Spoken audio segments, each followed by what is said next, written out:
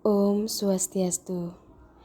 Halo, apa kabar Bapak Ibu calon guru penggerak di seluruh Indonesia? Perkenalkan, nama saya Nikade Yuni Mulyarti Dewi SPD, calon guru penggerak Angkatan 9 SMP Negeri 1 Negara, Kabupaten Jembrana, Provinsi Bali. Izinkan saya memaparkan hasil aksi nyata saya pada modul 1.4 Budaya Positif.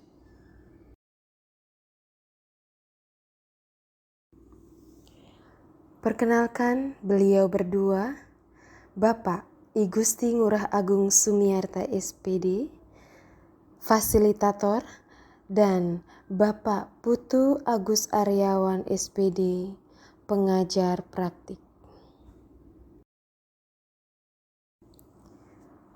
Berikut ini merupakan rancangan tindakan untuk aksi nyata saya. Aksi nyata budaya positif ini meliputi 2 kegiatan, antara lain yang pertama, pembuatan keyakinan kelas bersama warga kelas. Yang kedua, diseminasi budaya positif atau pengimbasan terhadap rekan sejawat di SMP Negeri 1 Negara.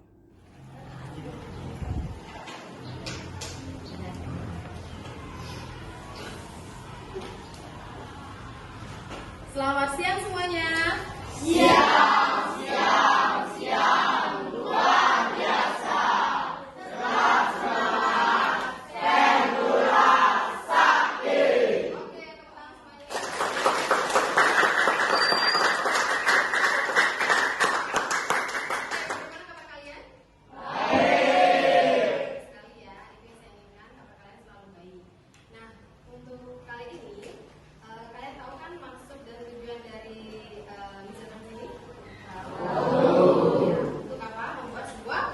Keyakinan kelas ya, karena kita ketahui bahwa ada beberapa mungkin dari teman-teman kalian yang masih lupa tentang keyakinan kelasnya seperti apa. Keyakinan kelas ini tujuannya untuk meyakini diri kalian bahwa setiap kelas itu memiliki suatu kesepakatan dan keyakinan yang dimana kalian itu harus menaatinya ya, karena ini sudah keputusan kalian bersama. Jadi untuk mengingat itu lagi, saya minta kalian nanti menulis sticky note di sticky note yang sudah saya bagikan ya. Di kelompok ini saya memberikan sticky note pink, silahkan sebarkan. Kemudian di kelompok ini saya memberikan sticky note berwarna pink ya. Kemudian setelah kalian tulis sticky note tersebut, kalian langsung tempelkan satu persatu di kertas plano yang ada di papan ini. Oke. Contoh keyakinannya, kalian bisa sepakati kalian itu mau di kelas ini saat pembelajaran itu seperti apa. Contoh misalkan jangan ada yang tidur, apa lagi? Ya, tidur, terus dilarang makan di kelas. ya boleh, pokoknya satu orang boleh 1, boleh 2 ya. Jadi bebas di sini. Jadi saat itu kalian menulis sesuai dengan keinginan kalian dan keyakinan kalian seperti apa untuk mewujudkan kelas kalian yang menyenangkan, kompak dan saling kerjasama lah tentunya. Masuk aja tulis keyakinan kelasnya. Ya boleh bebas. Terserah kalian tulis aja. Kesepakatan kelas nanti pada saat saya sampaikan, oke, kesepakatan kelas di kelas 9K itu 1 dilarang apa boleh, atau harus selalu kompak boleh, misi itu kalian harus sudah sepakat untuk mencapai tujuan kelas 9K yang terbaik. Tuh, ya silakan ditulis.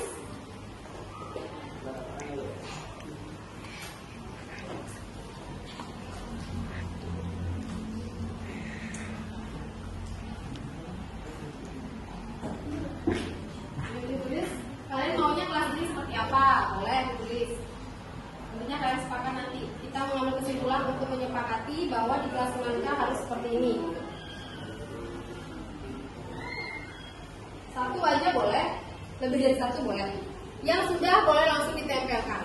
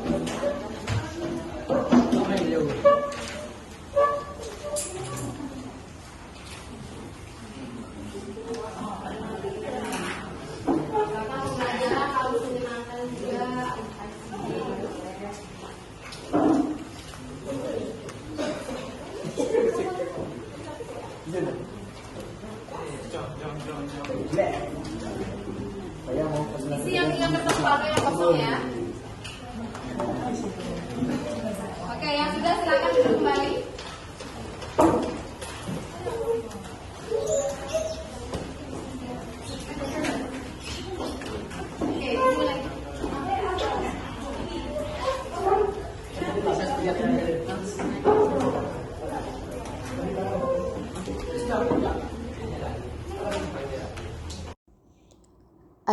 latar belakang dalam pembuatan diseminasi budaya positif ini adalah masuknya budaya asing tanpa filter yang sering ditiru murid, merupakan salah satu dari sekian banyak dampak merugikan dari munculnya kemajuan teknologi yang semakin pesat.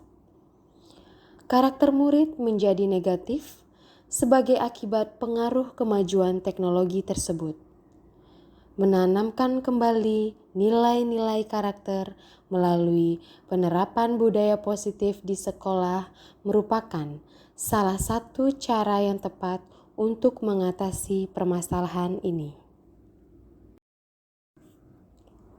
Budaya positif adalah nilai-nilai, keyakinan-keyakinan, dan kebiasaan-kebiasaan di sekolah yang berpihak pada murid. Agar murid dapat berkembang menjadi pribadi yang kritis, penuh hormat, dan bertanggung jawab. Hal ini sesuai dengan tujuan pendidikan Ki Hajar Dewantara, yaitu menuntun anak dengan segala kodrat yang ada agar mereka dapat mencapai keselamatan dan kebahagiaan, baik sebagai manusia maupun sebagai anggota masyarakat.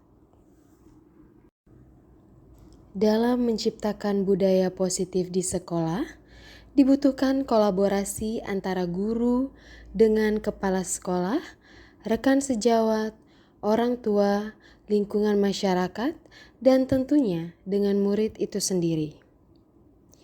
Dengan diterapkannya budaya positif tersebut, diharapkan murid akan memiliki karakter yang kuat sesuai dengan nilai-nilai kebajikan yang tercermin dalam profil pelajar Pancasila. Selanjutnya adalah tujuan aksi nyata. Yang pertama, memfasilitasi murid untuk dapat menyampaikan aspirasinya dan melaksanakan keyakinan yang telah disepakati atas kesadaran dirinya dengan penuh tanggung jawab. Yang kedua, mewujudkan murid yang memiliki karakter positif sesuai dengan profil pelajar Pancasila. Tolak ukur dari aksi nyata ini adalah yang pertama, murid dapat melaksanakan keyakinan yang telah disepakati dengan kesadaran diri. Yang kedua, terwujudnya pembiasaan-pembiasaan baik sehingga tercermin karakter profil pelajar Pancasila. Selanjutnya, lini masa tindakan. Langkah-langkah tindakan yang dilakukan. Yang pertama, menghadap kepala sekolah untuk menjelaskan pentingnya penanaman budaya positif dan keyakinan kelas di sekolah, serta meminta izin untuk mendiseminasikan bersama rekan guru. 2. Mengumpulkan rekan guru untuk melakukan diseminasi pemahaman budaya positif atau keyakinan kelas dan segitiga restitusi. 3. Berkoordinasi dan berkolaborasi dengan wali kelas untuk membuat keyakinan kelas di kelas masing-masing. Dan yang keempat, memantau, merefleksi, dan mengevaluasi keyakinan kelas yang telah dibuat. Ada beberapa dukungan yang dibutuhkan dalam penerapan budaya positif di sekolah. Dukungan tersebut meliputi yang pertama, dukungan dari kepala sekolah, rekan guru, serta murid agar tindakan yang telah disusun dapat dilakukan secara lancar dan menyeluruh. 2. Sarana dan prasarana untuk menumbuhkan budaya positif di sekolah. Dan yang ketiga, orang tua dalam melakukan budaya positif. Berikut ini merupakan kegiatan diseminasi di sekolah mengenai pemahaman dan pengalaman budaya positif.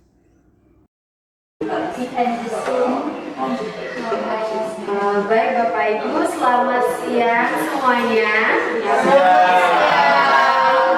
Oke, terima kasih atas kehadiran Bapak Ibu semuanya yang sudah hadir dalam presentasi saya ini, yaitu mengenai diseminasi budaya positif.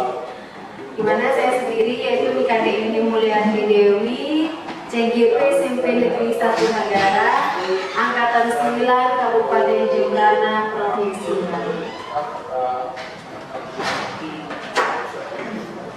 Adapun yang akan saya sampaikan ini berkaitan mengenai aksi nyata modul 1.4 budaya positif, pemahaman dan pengalaman penerapan budaya positif.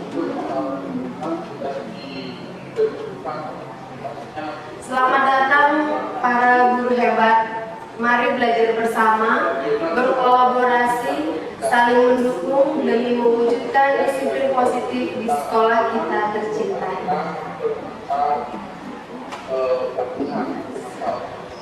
Adapun konsep utama modul budaya positif,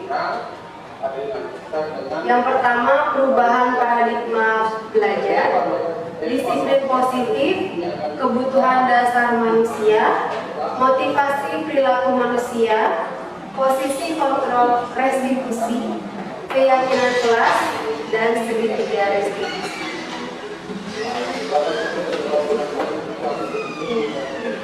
Yang pertama yaitu mengenai pembelajaran dengan paradigma baru.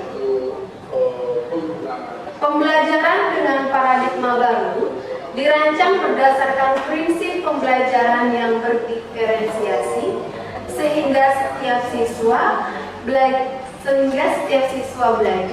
sesuai dengan kebutuhan dari tahap perkembangan untuk mewujudkan profil pelajar Pancasila. Maksudnya pembelajaran berdiferensiasi, kita harus melihat perbedaan dan keunikan dari masing-masing murid tersebut untuk mewujudkan profil pelajar Pancasila. Mungkin Bapak Ibu ada yang masih ingat 6 dimensi dari profil pelajar Pancasila? Oke, siapa yang bisa? Semuanya atau satu-satu? Boleh satu-satu dari dimensi. Beriman dan bertakwa pada Tuhan yang Maha Esa dan berakhlak mulia. Oke, benar sekali. Yang kedua, mandiri, betul. Saya berkebinekaan global. Oke, berkebinekaan global.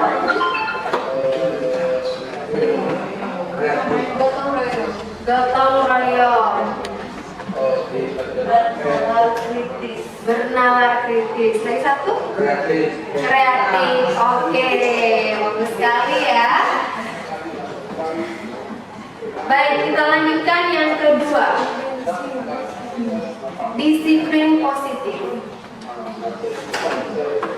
Dalam budaya kita, makna kata disiplin dimaknai menjadi sesuatu yang dilakukan seseorang pada orang lain untuk mendapatkan kepatuhan.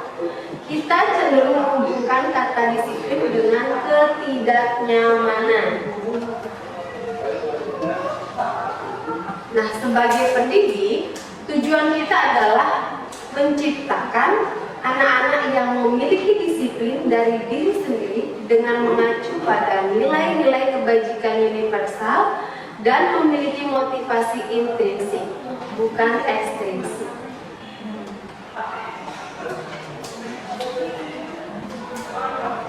Disiplin positif merupakan salah satu cara penerapan disiplin yang bertujuan untuk menumbuhkan kesadaran serta memberdayakan anak untuk melakukan sesuatu tanpa ancaman maupun hukuman.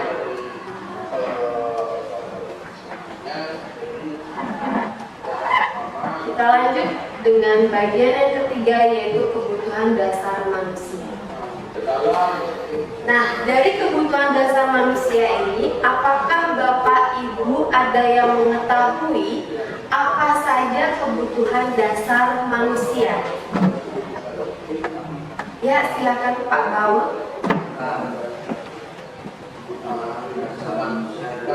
Oke, makan. Ada lagi? Ya, Bu Linda. Kasih sayang. Kasih sayang. Ya, bagus sekali. Ya. Hiburan, benar sekali. Bayu, mungkin penguasaan. Penguasaan. Ada lagi satu? Pakaian. Pakaian. Ya, memang benar sekali ya, kita memang harus membutuhkan pakaian juga. Oke. Bisa dilihat ya Bapak Ibu. Kebutuhan yang pertama yaitu bertahan hidup. Kita butuh makan, sandang, pangan, ataupun pakaian. Kemudian yang kedua, kasih sayang dan rasa diterima. Murid membutuhkan perhatian. Kemudian yang kita ketahui adalah banyak siswa yang cari perhatian ke guru karena ingin diterima atau perlu kasih sayang guru atau orang lain. Kemudian yang ketiga, penguasaan, di mana murid yang ingin berkuasa menang sendiri, kebutuhan dasarnya adalah sebagai penguasa. Kemudian kebebasan, diartikan bahwa murid tidak ingin dikekang terhadap peraturan, murid ingin bebas merdeka. Kemudian yang terakhir yaitu kesenangan, murid ingin bersenang-senang, hanya memikirkan kebutuhan dasar akan kesenangannya saja dan tidak peduli dengan sekelilingnya. Yang keempat, motivasi perilaku manusia. Motivasi merupakan dorongan yang timbul pada diri seseorang secara sadar atau tidak sadar untuk melakukan suatu tindakan dengan tujuan tertentu. Motivasi itu bisa dari internal atau eksternal. Yang pertama, menghindari ketidaknyamanan.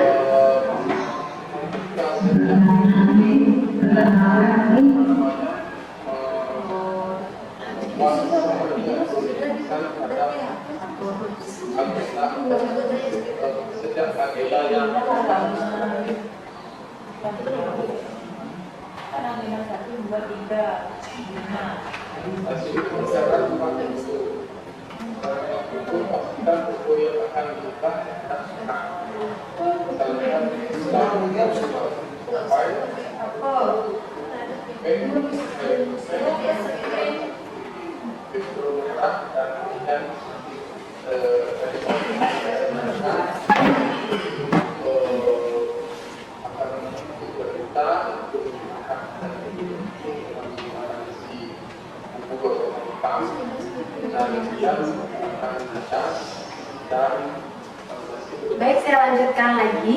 Yang keempat yaitu motivasi perilaku manusia. Motivasi merupakan dorongan yang timbul pada diri seseorang secara sadar atau tidak sadar untuk melakukan suatu tindakan dengan tujuan tertentu. Motivasi itu bisa dari internal atau eksternal. Yang pertama, menghindari ketidaknyamanan dan hukuman. Murid melakukan disiplin diri karena ia takut dihukum. Ini merupakan motivasi ekstrinsik. Kemudian, mendapat imbalan atau penghargaan dari orang lain. Murid melakukan disiplin diri karena ia ingin mendapat imbalan atau penghargaan. Ini merupakan motivasi ekstrinsik. Kemudian, menghargai nilai-nilai kebajikan diri sendiri. Motivasi ini yang perlu kita tanamkan. Murid melakukan disiplin diri karena sadar akan nilai kebajikan dirinya. Ini merupakan motivasi intrinsik.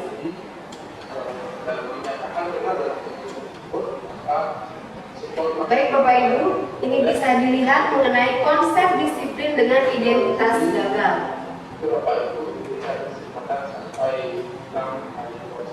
Ada yang namanya hukuman dan ada juga yang namanya penghargaan. Di mana hukuman ini bersifat tidak terencana atau tiba-tiba.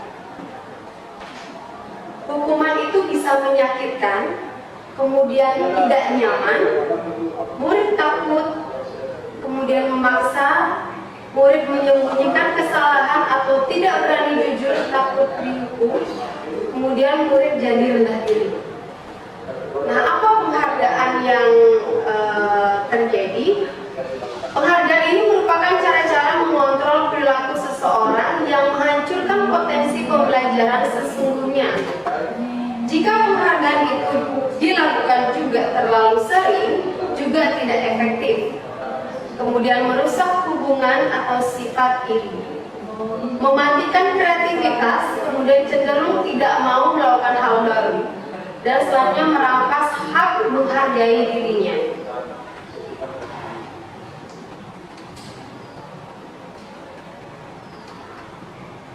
Di sini ada pertanyaan bagaimana Selanjutnya konsep disiplin dengan identitas sukses.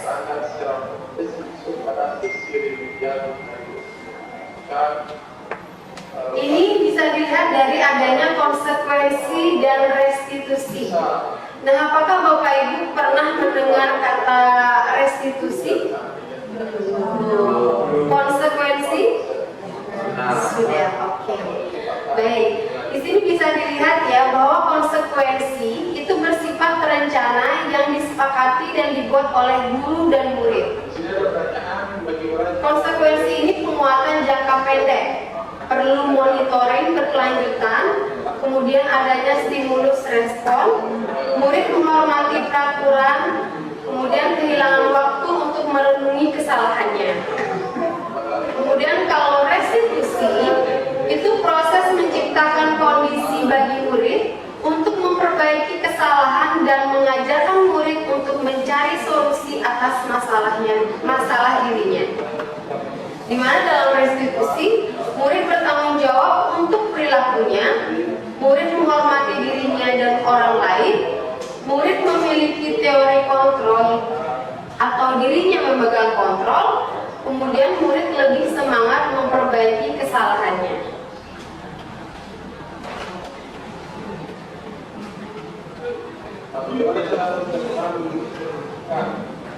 Apa sih restitusi itu? Sebuah cara menanamkan disiplin positif pada murid.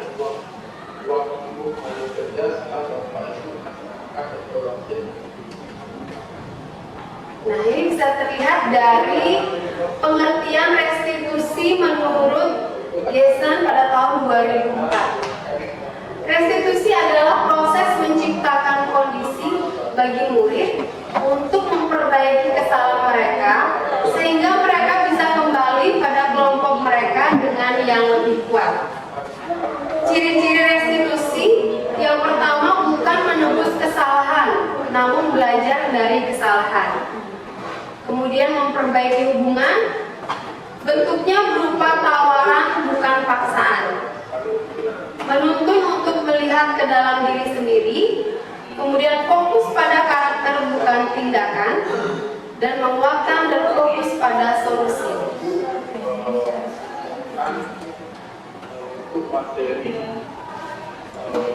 Nah, Bapak Ibu, apakah kalian sudah mengetahui perbedaan dari hukuman,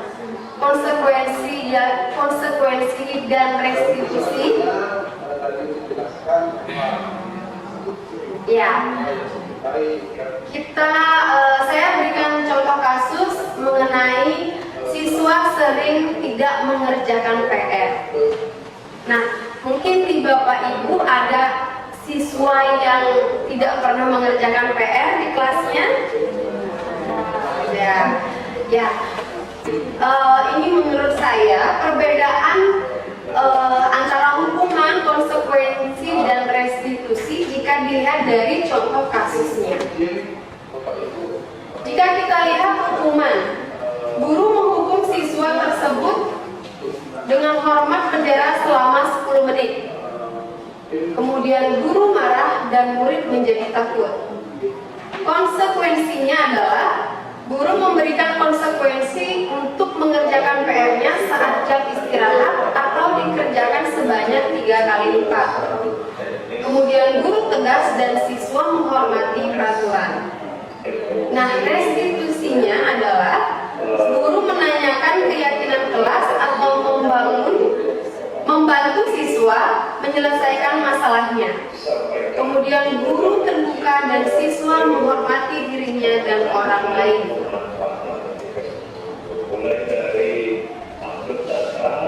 Kemudian yang kelima, saya akan menjelaskan mengenai 5 posisi kontrol restitusi. Bisa Bapak Ibu lihat, ada penghukum, pembuat merasa bersalah, teman, pemantau, manajer. Nah, dari kelima posisi kontrol ini, Bapak Ibu sudah berada di dalam posisi kontrol yang mana?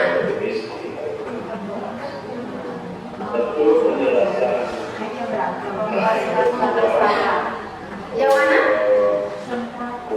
Semua pernah merasakannya ya. Tergantung situasi kondisi. Tapi harapannya adalah kita sebagai guru harus berada di posisi manajer. Oke, kita lihat perbedaannya. Terlihat dari kasus siswa datang terlambat.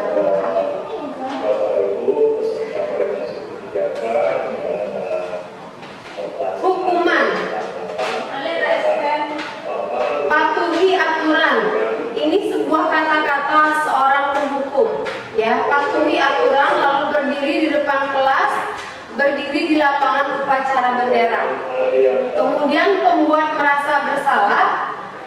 Berapa kali ibu guru harus memberitahu kamu? Ibu guru kecewa sama kamu. Itu posisi kontrol si pembuat merasa bersalah. Kemudian kalau posisi kita sebagai teman, ayolah yang tertib, buat bu guru bangga. Kali ini tidak apa-apa kamu melakukan kesalahan. Kemudian jika posisi pemantau, kamu sudah melanggar peraturan. Apa peraturan dan konsekuensinya? Kemudian jika kita sudah berada di tahap posisi kontrol manajer, ini berkaitan dengan restitusi. Apakah kamu tahu kesalahanmu? Kira-kira bagaimana kamu akan memperbaiki kesalahan ini? Kontrol manajer ini apakah efektif atau tidak? Butuh proses, tidak bersifat sementara, tidak bersifat segera.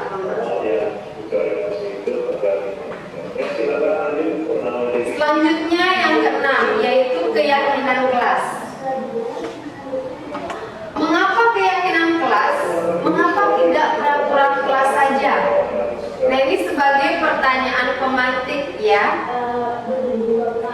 Yang pertama, mengapa kita memiliki peraturan tentang penggunaan helm pada saat berkendara roda 2 atau motor? Ini merupakan sebuah peraturan atau sebuah keyakinan. Peraturan. Iya. Kalau misalkan kita ganti ke kalimat yang lebih positif atau yang lebih meyakinkan, peraturan ini berkaitan dengan apa? Keselamatan ya. Jadi pada intinya kita harus mematuhi peraturan yang ada dengan menggunakan helm saat berkendara, itu demi keselamatan kita. Kemudian mengapa kita memiliki peraturan tentang penggunaan masker dan mencuci tangan setiap saat? Ini demi apa? Kesehatan. Selanjutnya dari keselamatan dan kesehatan inilah yang disebut dengan keyakinan, bukan sebuah peraturan. Baik Bapak Ibu, ini berkaitan dengan sebuah keyakinan. Saya melakukan kegiatan membuat keyakinan kelas ini di kelas 9K. di mana guru bersama siswa membuat keyakinan kelas. Yang pertama, berdiskusi tentang peraturan, kemudian merumuskan peraturan menjadi keyakinan, dan menempelkan keyakinan kelas. Adapun kegiatan-kegiatannya seperti ini. Ini kan proses penyelenggaraannya perlu izin rekomendasi dari lembaga administrasi negara. Bagaimana pembentukan keyakinan kelas? Jadi secara kolektif kami Bisa dilihat Bapak Ibu. adalah di bulan Pembentukan keyakinan kelas ini dimulai dari lebih abstrak dari peraturan. Misalkan kata-katanya itu lebih menghargai guru, menghargai teman saat berbicara, kemudian berupa pernyataan universal, sikap saling menghormati misalkan. Kemudian dibuat dalam bentuk positif, saling menjaga kebersihan dan keindahan. Kemudian di dalam keyakinan kelas kata-katanya juga harus sedikit saja agar mudah diingat. Selanjutnya sesuai dengan kondisi kelas dan sekolah agar mudah diterapkan. Misalkan mengajak siswa untuk berdiskusi. Dan yang terakhir, semua warga kelas atau sekolah dilibatkan saat membuat keyakinan kelas. Misalkan saya mengajak Bapak Ibu wali kelas membuat keyakinan kelas. status P3 dari masing-masing. Yang ketujuh, yaitu berkaitan dengan segitiga restitusi. Apakah Bapak Ibu pernah mendengar segitiga restitusi ini? Atau pernah melihat di mana? Belum pernah. Baik, di sini saya menggambar di sini terlihat segitiga restitusi, yaitu yang pertama menstabilkan identitas, di mana setiap orang pasti pernah melakukan kesalahan, bahkan bapak ibu guru pun pernah melakukan kesalahan. Nah, karena tidak ada manusia yang sempurna ya bapak ibu ya, dan kamu bukan satu-satunya yang pernah melakukannya. Kemudian validasi tindakan yang salah. Semua perilaku memiliki alasan. Seperti, adakah cara yang lebih efektif untuk mendapatkan yang kamu butuhkan? Kamu tentu punya alasan mengapa melakukan ini. Kemudian yang terakhir, menanyakan keyakinan. Kita semua memiliki motivasi internal, ya. Di mana dalam hal ini, contohnya keyakinan kelas apa yang telah kita sepakati. Kemudian kamu ingin menjadi orang yang seperti apa? Nah, dalam hal ini saya juga membuat sebuah kasus ya Bapak Ibu. Kasus yang pertama yaitu melanggar peraturan sekolah, yaitu terlambat. Di sini saya menggunakan kasus Edgar, siswa kelas 9F SMP Negeri 1 Negara. Pada hari Rabu 11 Oktober 2023 terlambat tiba di sekolah karena terlambat bangun. Edgar berlari menuju kelas, akan tetapi dilihat dan ditegur oleh satpam sekolah. Dengan wajah takut, Edgar menghampiri satpam. Kemudian satpam melaporkan Edgar ke wali kelas di KDI. Selanjutnya saya berikan sebuah tayangan video. Bisa dibantu?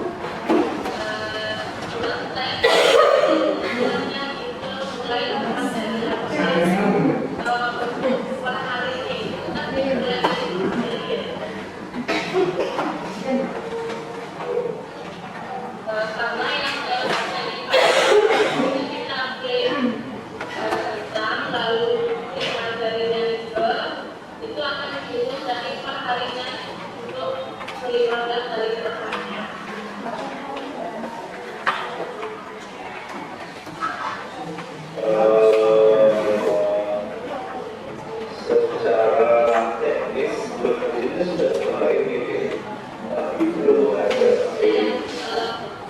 belum proses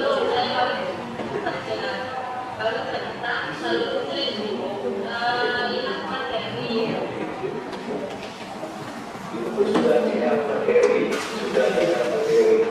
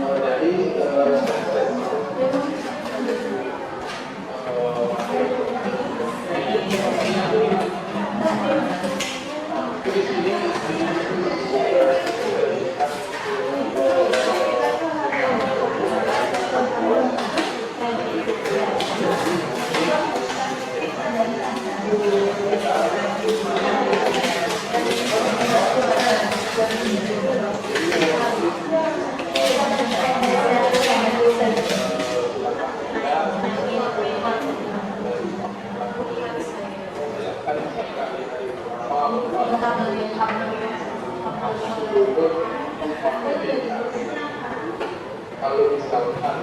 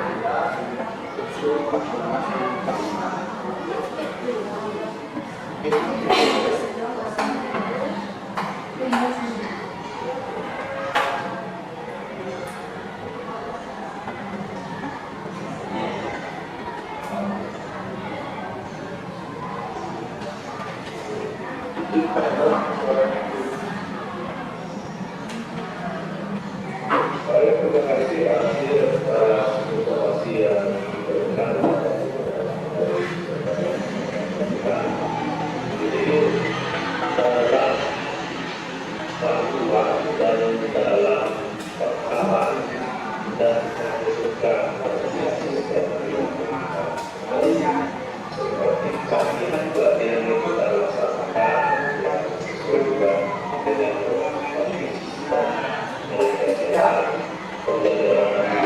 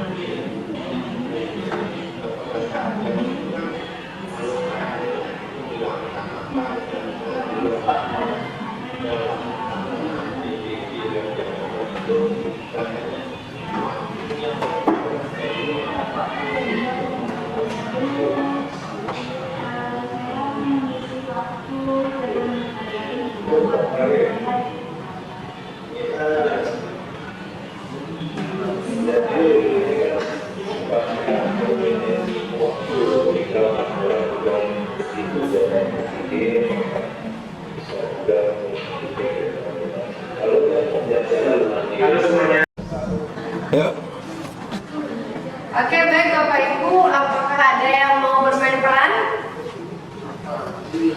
Kasusnya bebas ya, tentang apa misalkan. Anggap kita berada di sebuah kelas.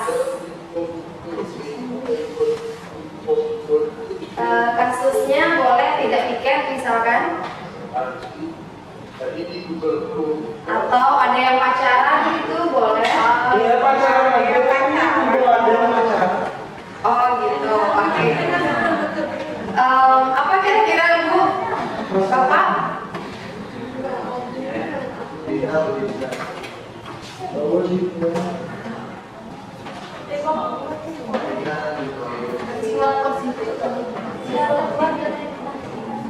Coba yang tertidur di kelas mungkin Pak Sandy bisa ya. Ya Pak Sandy, Pak Sandy.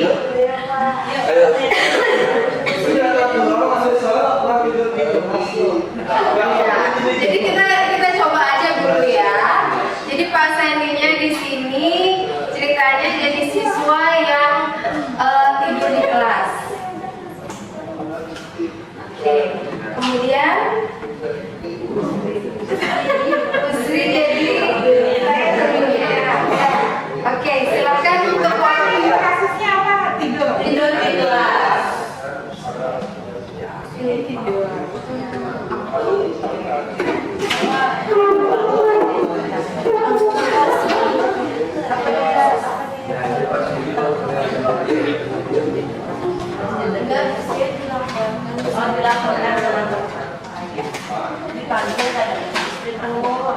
Sandy, sebentar. Sandy kamu masuknya hari ini ya.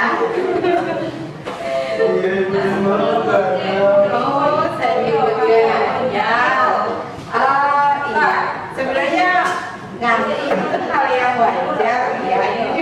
Dan kalau terlalu banyak pekerjaan atau apa itu pasti mengantuk. Cuman Sandy masih ingat kan masih ada di dalam kelas kan hari ini.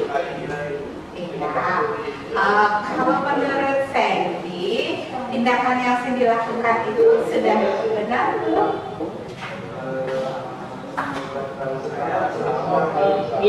Salah kalau apa namanya? Kalau kita kaitkan dengan keyakinan kelas kita ya. Kalau menurut Sandy ini, ya masih ingat kan kita waktu membuat keyakinan kelas ya, Sandy. Nah, kira-kira di keyakinan kelas yang mana yang Sandy lakukan hari ini? Ada yang teman yang masih ingat?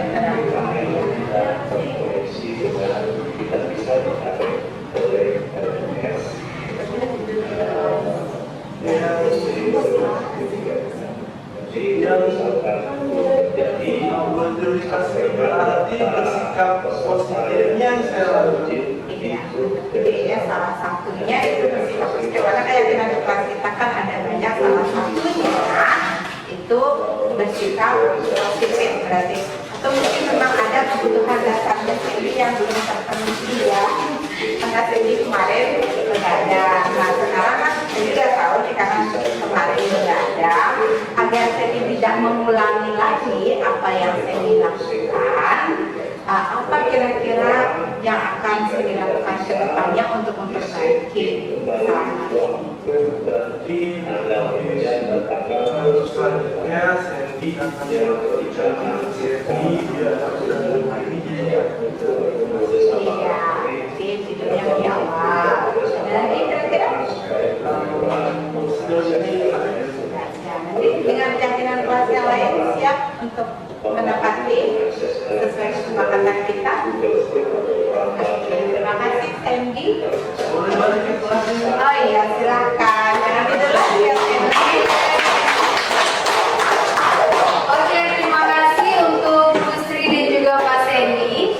Nah, dari kasus yang sudah tadi ditampilkan, menurut Bapak Ibu, posisi dari Bu Sri itu termasuk dalam posisi apa? Manajer. Oke, bagus sekali ya, posisi manajer. Nah, kemudian keyakinan apa yang tadi Sandy langgar ya sebagai siswa? Bersikap positif. Ya, bersikap positif ya. Kita cari kalimat-kalimat yang positif. Jadi di sini kasusnya adalah Sandy tertidur saat pelajarannya Bu Sri, saat pelajaran berlangsung seperti itu. Nah, kemudian untuk selanjutnya, jika tadi kan kalau kita lihat dari posisi sebagai manajer, mungkin ada Bapak Ibu yang mau berperan sebagai pemberi hukuman.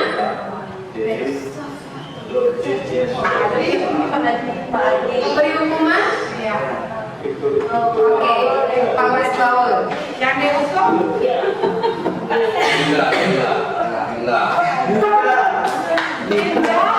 Oke, jadi coba Bu Dindanya minta tolong Bu Dinda. Bu Dinda tolong menjadi siswa yang apa kira-kira ini?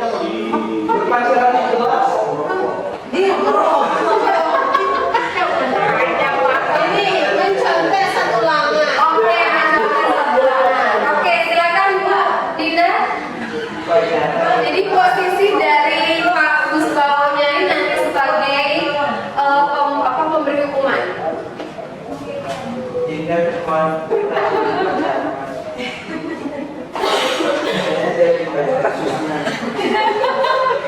Sehingga menyangkut Sekarang jadi pacar. marah ya. Bisa marah. Bisa marah. Terus saya kumpulkan.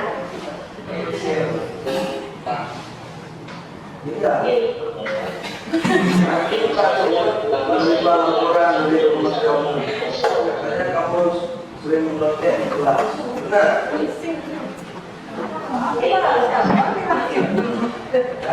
Kamu tadi bilang, terus menginginkan saksi.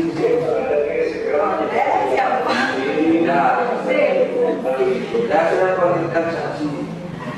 Pak Adi.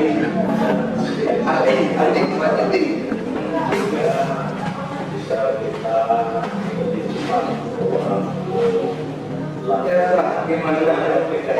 Tadi kamu yang melaporkan kita. Ya apa? Dia tadi kan ulangan, baru buat namanya nyontek. Buat nama langsung contek. Ya belum ada soal dan nyontek. Pak tanya, nyontek itu benar apa enggak? Kalau udah tahu nggak benar, ngapain kamu lakuin? Saya salah. Dan kamu tahu, sekarang kamu berdiri depan ruang guru, silakan berdiri. Ini sudah sampai jam pelajaran selesai, nggak usah kamu ikut ulangan.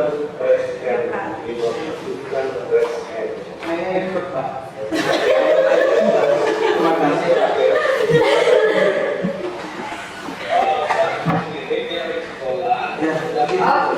terima kasih teman-teman untuk Dinda, Pak Baul dan juga Pak Adi ya. Popularitas itu luar biasa sekali. Nah, oke, dari kejadian tadi, bisakah Bapak Ibu melihat di bagian mana letak pemberi hukumannya? Berdiri di depan ruang guru. Oke, benar sekali ya, berdiri di depan ruang guru. Baik, selanjutnya posisi sebagai pemantau atau sebagai teman. Oh, boleh. Bu Ayu sebagai pembuat rasa bersalah. Oke, bisikannya ya menjadi siswanya.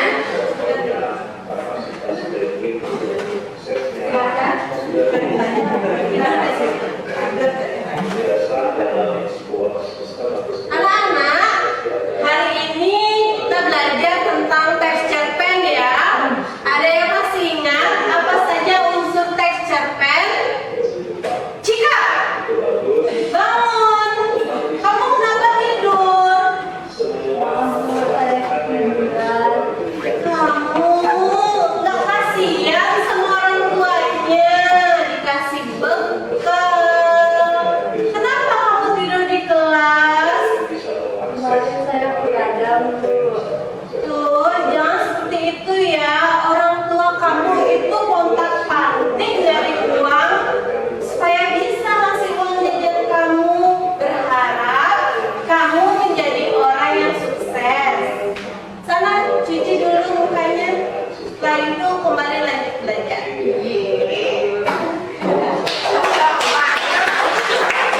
Oke, bagus sekali ya peranan diberikan oleh Bu Ayunya. Di bagian mana tadi kata-kata Bu Ayu yang beliau sebagai posisi pembuat rasa bersalah? Orang tuanya sudah Oke, benar sekali. Di bagian itu ya, orang tua sudah hidup. Kontak-pantik itu sudah susah payah gitu ya mencari uang, tapi sekarang ada seperti ini. Baik, selanjutnya posisi sebagai teman. Ya, siapa? Guru sebagai teman.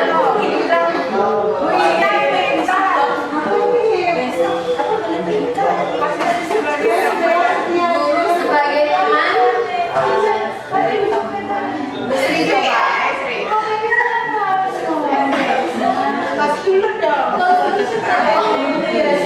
Misalkan tiba-tiba ketawa, misalkan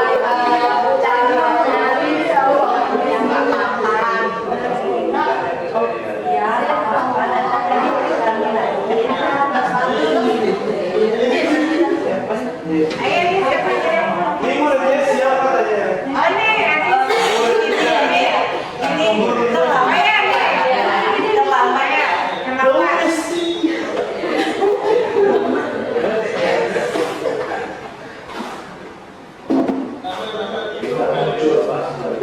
Bunda lagi ngajar.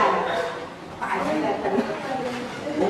Ngajar ceritanya Ibu maaf. Kamu ngajar dulu. Anak-anak, hari ini kita akan belajar tentang teks iklan. Ada yang tahu teks iklan itu apa? Ya, silakan. Saya terlambat. Tadi dari mana? Dari rumah kan ke sekolah. Tadi saya naik sepeda gayung.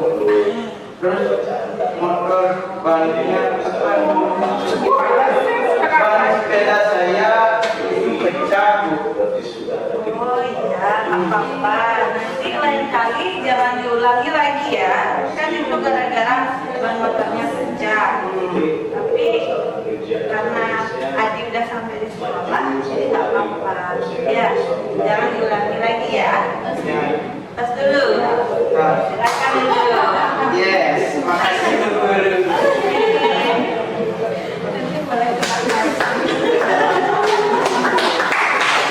Oke, bagus sekali ya. Terima kasih Bu Dinda dan juga Pak Adi. Nah, jadi itu posisi sebagai teman. Ya, dimana dalam hal ini kebanyakan kalau misalkan siswa seperti itu kadang-kadang cenderung untuk melakukan hal yang sama terus-menerus. Jadi untuk itu hal yang terpenting yang harus kita lakukan sebagai guru, di mana posisi kita yang sebenarnya adalah berada pada posisi bagian manajer. Oke. Baik, terima kasih untuk Bapak Ibu yang sudah berperan langsung ya dan sudah memerankan 5 posisi kontrol tadi. Selanjutnya dalam penerapan program disiplin positif ini hendaknya guru memiliki standar kepribadian profesional dan sosial yang baik, di mana guru mampu berefleksi pada posisi kontrolnya saat ini. Bagaimana perjalanan dirinya sebagai seorang among untuk menuntun murid sesuai kodrat alam dan kodrat zaman dalam mengembangkan potensi murid. Dalam hal ini adalah posisi kontrol manajer, sehingga murid menjadi insan yang mandiri, merdeka, dan bertanggung jawab. Baik Bapak Ibu, demikianlah diseminasi budaya positif saya. Jika ada kesalahan dalam penyampaian, saya mohon maaf. Saya tutup dengan selamat siang.